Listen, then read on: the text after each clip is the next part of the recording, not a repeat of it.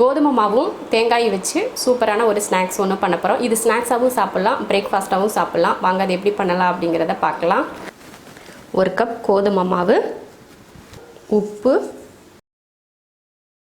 போட்டு கலந்து விட்டுக்கலாம். கலந்து விட்டுட்டு கொஞ்சம் கொஞ்சமாக தண்ணி ஊற்றி பிசைஞ்சிக்கலாம். இப்போ இதை நல்லா கலந்துக்கலாம். இது போல் மாவு பிசைஞ்சு வச்சாச்சு. இதை ஒரு ஓரமாக எடுத்து வச்சுட்டு பூர்ணம் ரெடி பண்ணிக்கலாம்.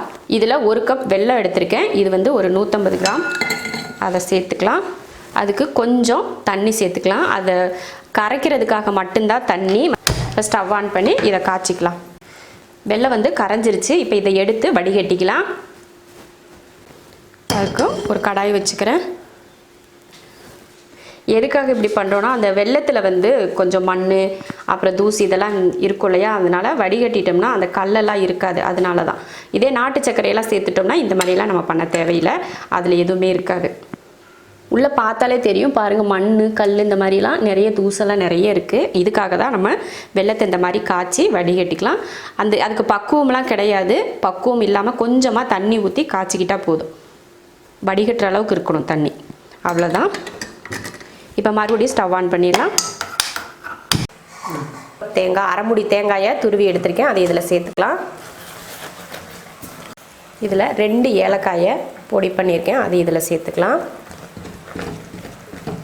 தேங்காயை வந்து தனியாக வறுக்கலாம் வேண்டாம், அப்படியே பச்சையாகவே நான் சேர்த்துக்கிட்டேன். அவ்வளோதான். போட்டு ஒரு கொஞ்ச நேரம் நம்ம கிளறி விட்டால் போதும். வெள்ளைப்பாகு வந்து நம்ம கிண்ட அந்த ஈரமாக இருக்கிற மாதிரியே இருந்துகிட்டே இருக்கும். நம்ம அடுப்பை ஆஃப் பண்ணிட்டோம்னா கொஞ்சம் இறுகி நல்லா வத்திரும். அதனால் இப்போ அடுப்பை ஆஃப் பண்ணிக்கலாம்.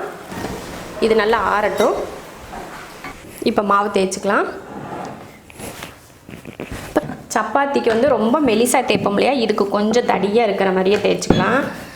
ரொம்ப மெலிசாக இருந்துச்சுன்னா அப்போ நான் வேகிறப்போ ரொம்ப வெளியில் தெரியும். அதனால் கொஞ்சம் தடியாக இருக்கிற மாதிரியே தேய்ச்சி எடுத்துக்கணும்.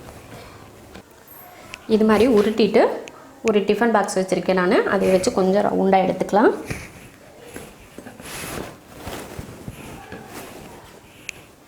இந்த மாதிரி இதே அளவுக்கு நம்ம ரவுண்ட் போட்டு எடுத்து வச்சுக்கலாம்.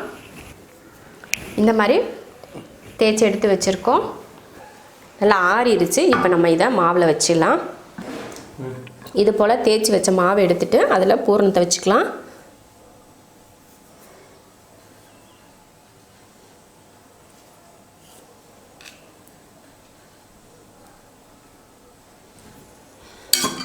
இப்போ ரெண்டையும் இந்த மாதிரி மூடிக்கலாம். 2 பக்கமும் இப்படி மூடி ஒட்டி விட்டுருங்க.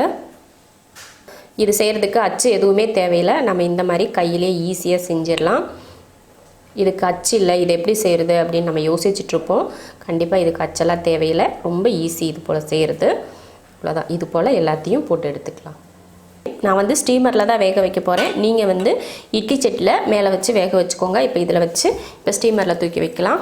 ஒரு செம்பு தண்ணி ஊற்றி வச்சு தண்ணி கொதிச்சிருச்சு. அதுக்கு மேலே மாவு எடுத்து வச்சுக்கலாம். மூடிடலாம். 10 நிமிஷத்துக்கு வேகட்டும். அதுக்கப்புறமா எடுத்து பார்த்துக்கலாம். இப்போ 10 நிமிஷம் ஆச்சு. எடுத்துடலாம். கையில் ஒட்டாமல் வருது. நல்லா வெந்திருக்கு. இப்போ அடுப்பை ஆஃப் பண்ணிடலாம். ஆஃப் பண்ணிவிட்டு எடுத்துக்கலாம்.